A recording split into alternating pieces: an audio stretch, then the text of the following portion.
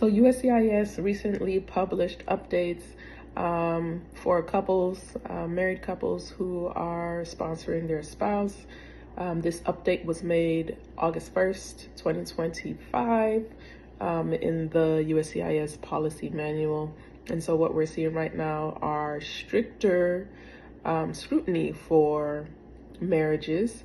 USCIS has updated the new rules, and they're requiring for married couples to submit stronger evidence. So you need to demonstrate through your evidence that you are in a relationship and your relationship is real. So, for example, they want to see things included like joint financial records, so shared bank accounts, shared utility bills. They also want to see photographic evidence showing that the couple is together. And this isn't just evidence that's recent, like they want to see pictures from some time of the couple. And then personal statements and letters from friends, relatives, these affidavits of support as evidence.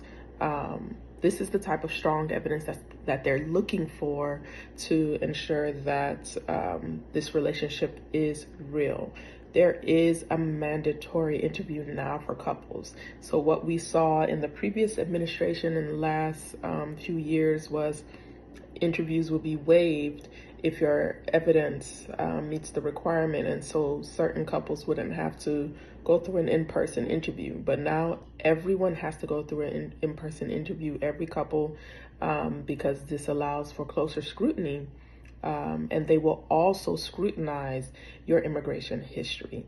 So they are looking at if the applicant has an immigration history. So if you've had different visa categories in the past, if someone has filed for you in the past, they're looking at all of that even more now than in the past. So any past filings that you've had involving the same sponsor or beneficiary or other ones as well, this is really playing a factor. They want to limit any misuse of the system or repeated attempts. So we need to be very clear that when you're applying, you need to make sure that this isn't like your 10th time applying. That's going to raise some flags. Also, approval does not guarantee protection from removal. So if your I-130 has been approved through a family-based petition, that does not mean that you're automatically shielded from removal or deportation. So even if you're eligible to adjust your status, you still can face deportation if you're found ineligible for a certain reason. So let's say, you overstayed at one point. If you're found ineligible, you will not be able to adjust your status. You will have to go through consular processing. So if an applicant submits an adjustment of status application within the United States, but is later found ineligible, USCIS may forward the petition to the U.S. Embassy of your home country for MVC processing, and your whole process will have to be done outside of the U.S., meaning you would have to leave the United States.